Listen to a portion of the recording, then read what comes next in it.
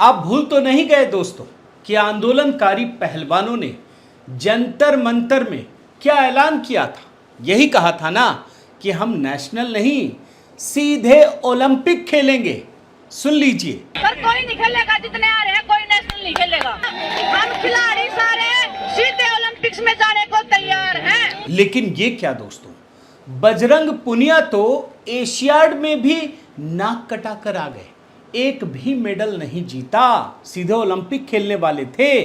और जब लोग सवाल पूछ रहे हैं तो इनका कुनबा फिर से रो रहा है, गा रहा है। जब से एशियन गेम्स में बजरंग का प्रदर्शन अच्छा नहीं रहा है, कुछ गलत मानसिकता के लोग जश्न मना रहे हैं, सोशल मीडिया पे गलत पोस्ट और कमेंट कर रहे हैं। अब गलत पोस्ट का तो दोस्तों मैं भी समर्थक नहीं, लेकिन सवाल तो पूछा जाएगा ना कि जब भारत ने एशियाई खेलों में स्वर्णिम इतिहास रचा है तो फिर हमारे ये वीर बहादुर क्यों पीछे रह गए।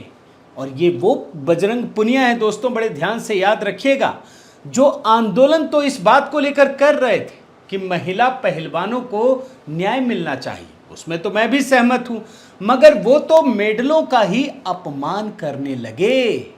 उन मेडलों को मैं गुजारिश करूँगा भारत सरकार से, आप वापस ले लीजिए। ऐसे मेडल नहीं चाहिए जो देश में ये इज्जत मिलती है। ऐसे मेडलों का क्या करना है। अब जाहिर है दोस्तों, एशियाई खेलों में भारत के प्रदर्शन, आंदोलनकारी पहलवानों के प्रदर्शन और उस आंदोलन को याद करना बहुत जरूरी है। और आज मैं इसी को डिकोड कर रहा हूं।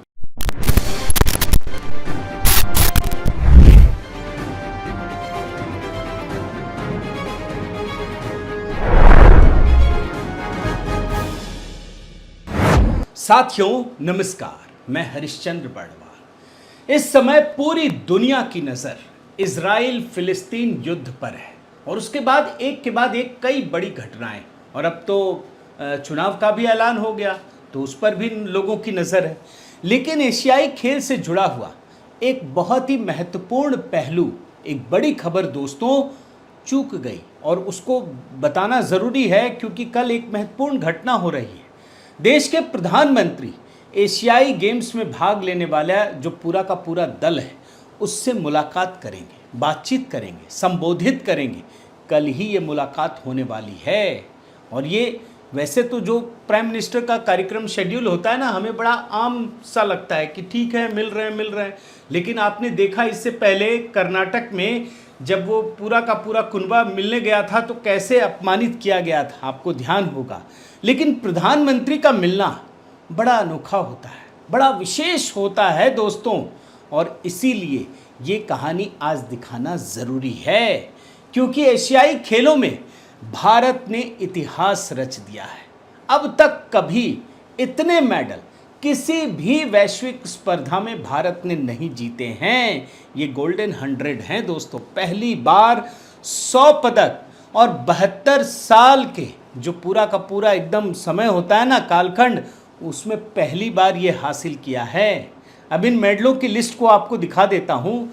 चाइना तो हमेशा तो वो तो ओलंपिक में भी नंबर 1 की रेस में होता है, दूसरा जापान, तीसरा कोरिया और चौथा भारत। भारत को कुल 107 पदक मिले। और बड़े बड़े देश जो भारत से पहले बड़े आगे होते थे वो सब के सब पीछे छूट गए। पहले भारत की तुलना जानते किससे होती थी? पाकिस्तान से, बांग्लादेश से। उनका देख लीजिए, फिर आपको सारी चीज़ें समझ में आ जाएंगी। जो पाकिस्तान है ना, वो 31वें नंबर पर है, 3 पदक, इसमें एक भी स्वर्ण पदक नहीं है, समझ लीजिए, सिर्फ 3 पदक। और यहीं कहीं भारत भी होता था, इसी के इर्द गिर्द कहीं होता था। और उसके बाद बांग्लादेश 2 पदक, कोई स्वर्ण नहीं। और भारत ने 107 पदक जीते हैं। तो ये बहुत बड़ा कमाल है दोस्तों। अब इन परिस्थितियों में उन खिलाड़ियों के परफॉर्मेंस को देखना बड़ा ज़रूरी है जिन्होंने देश में आंदोलन चलाया। और इसका जिक्र करना इसलिए ज़रूरी है क्योंकि पहलवानों का आंदोलन सिर्फ एक मामले तक सीमित नहीं रहा, बल्कि वो सियासी हो चुका था। और ये पहलवानों को भी पता था दोस्तों। जाहिर है इसके बाद इन्होंने एक मांग की थी कि इन खिलाड़ियों को जो प्रदर्शन कर रहे हैं उनको सीधे ओलंपिक में भेज दिया जाए, नेशनल नहीं खेलेंगे। किस प्रकार से इस देश के नेशनल गेम को अपमानित करते थे, खिलाड़ियों का मनोबल तोड़ देना चाहते थे इस देश के जो नए नए खिलाड़ी थे। आपको फिर से वो बयान सुनाता हूं। जितने आ रहे हैं कोई नेशनल नहीं खेलेगा। हम खिलाड़ी सारे सीधे ओलंपिक्स में जाने को तैयार हैं। वैसे तो दोस्तों इस मांग को जायज नहीं कहा जा सकता। कोई भी सरकार, कांग्रेस की भी सरकार होती ना तो भी नहीं मानती, दुनिया की कोई सरकार, ये जायज मांग है ही नहीं। लेकिन मोदी सरकार का जो तरीका है ना, रणनीति थोड़ी अलग है। चूंकि इस मांग को इस समय मोदी विरोध में लेफ्ट लिबरल गैंग ने भी समर्थन दे दिया तो मोदी जी ने तरीका बदल दिया। सरकार ने कहा कि इनको सबक सिखाने के लिए और जनता की नज़र में इनको ये बताने के लिए ये कर क्या रहे हैं, डायरेक्ट एंट्री दे दी 2 खिलाड़ियों को। बजरंग पुनिया को तुरंत दे दी कि जा भाई तू खेल, जबकि पता था, उनको ये भी पता था कि इस बार क्या कुछ होने वाला है, क्योंकि वो परिश्रम करते हैं, खेल के प्रति भी समर्पित भाव से काम करते हैं। और इसीलिए मैं कह रहा हूं कि मोदी सरकार ने, मुझे लगता है, स्ट्रेटजी के तहत, जो कभी किसी के सामने झुकता नहीं है, वो 2 खिलाड़ियों को डायरेक्ट क्यों भेज रहा है, स्ट्रेटजी के तहत, और भेज दी। अब देखिए, देश के खिलाड़ियों ने तो इतिहास रच दिया, लेकिन ये बजरंग पुनिया हार की कहानी लिख रहे थे। अब जाहिर है दोस्तों, लोग तो सवाल पूछेंगे ना कि भाई क्या हुआ, सीधे ओलंपिक खेलने जा रहे थे, ये तो एशियाड है। मैं आपको सिर्फ बजरंग पुनिया की बात नहीं, मैं सभी खिलाड़ियों की बात दिखा देता हूं। बजरंग पुनिया तो एक भी मेडल पाने से चूक गए, लेकिन देखिए साक्षी मलिक, संगीता फोगाट ने ट्रायल में ही शामिल होने से मना कर दिया। अब एशियाई खेल क्यों, क्या सोचकर नहीं गई, ये तो वही बता सकती हैं। तब वो जाती तब वो भी दिख जाता आपको। आगे बढ़िए। विनेश फोगाट घायल होकर इन खेलों में भाग नहीं ले सकी। सत्यव्रत, उन्होंने भी आंदोलन में हिस्सा लिया, वो भी इन खेलों में भाग नहीं ले सके। यानी इस आंदोलन में जो खिलाड़ी मोहरा बन गए, सियासी मोहरा, उसमें सिर्फ बजरंग पुनिया ने ही हिस्सा लिया, लेकिन वो भी कोई योगदान नहीं कर सके। अब आपके मन में ये सवाल उठेगा कि मैं इनको मोहरा क्यों कह रहा हूँ, क्योंकि ये मांग उठाना क्या गलत है? देखिए नहीं, अगर किसी महिला खिलाड़ी के ऊपर यौन शोषण होता है तो मांग उठाना चाहिए, जायज़ मांग है, उसकी जांच होनी चाहिए, उसके लिए जो कुछ भी करना पड़े करना चाहिए। लेकिन ये मांग तक सीमित नहीं रहे, इनकी महत्वाकांक्षाएं बढ़ गई, इनका मकसद निकलने लगा कि ये कुछ और कर रहे हैं। और आप देखिए, मैं आपको एक एक करके दिखाता हूँ।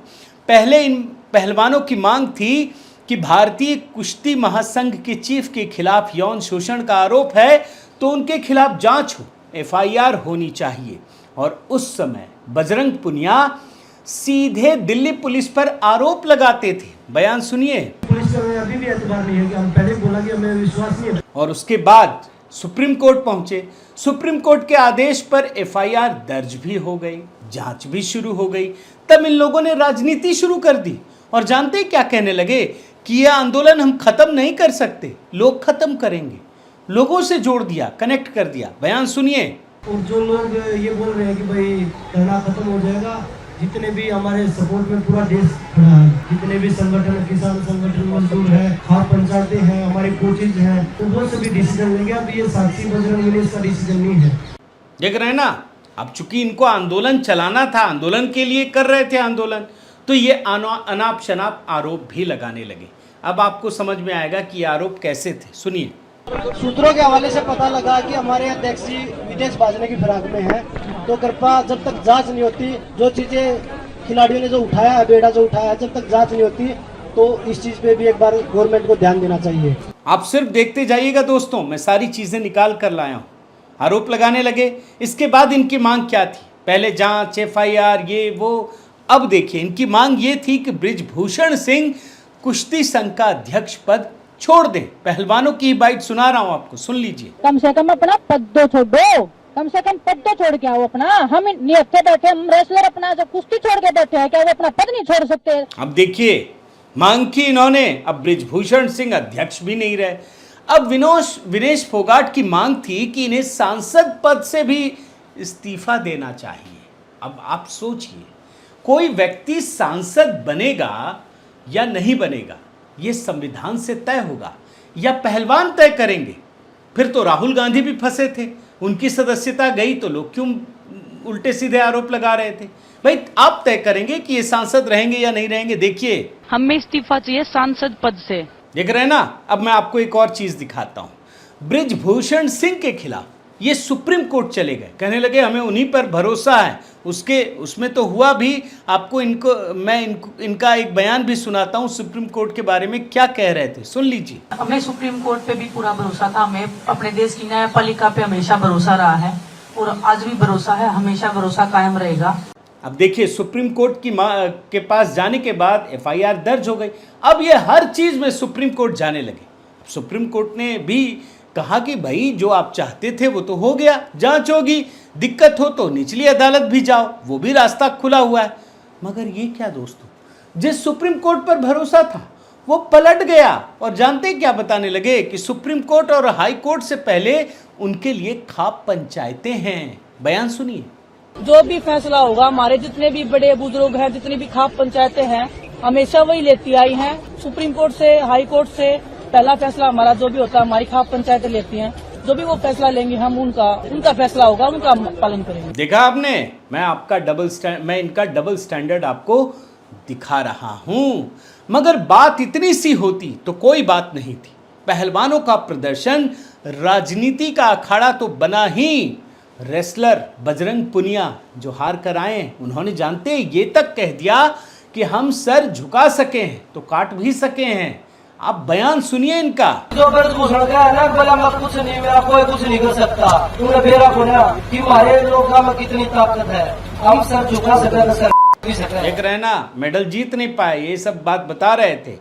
और रेसलर के प्रदर्शन में प्रधानमंत्री मोदी के खिलाफ नारे लगने लगे। कैसे कैसे नारे वो मैं सुना नहीं सकता, लेकिन जो भी आपने देखा है आपको सोशल मीडिया में दिख जाएगा कि इसी पहलवानों के आंदोलन में मोदी जी के खिलाफ क्या क्या नारे लगे।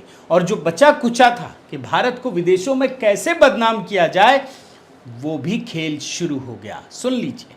और हम इस प्रोटेस्ट को इंटरनेशनल भी लेके जाएंगे। जो बाहर के ओलंपियंस हैं, ओलंपिक चैंपियंस हैं, उनको भी हम लेटर लिखेंगे कि वो भी लेटर लिख के हमारा समर्थन दें इस पर। देखते चले जाइए। और इन पहलवानों का धरना प्रदर्शन मर्यादा को उस समय पार कर गया जब उन्होंने ये मेडल खिलाड़ी का ही नहीं होता है दोस्तों, देश का भी होता है। देश के टैक्स का पैसा लगा होता है आपके पीछे, तब आप जीतते हैं। जानते इन्होंने ऐलान कर दिया कि ये मेडल हम गंगा में बहा देंगे, ऐलान कर दिया और जमकर ड्रामा किया गया। आपको पता है, मैं वीडियो भी दिखा चुका हूँ उस पर दोस्तों।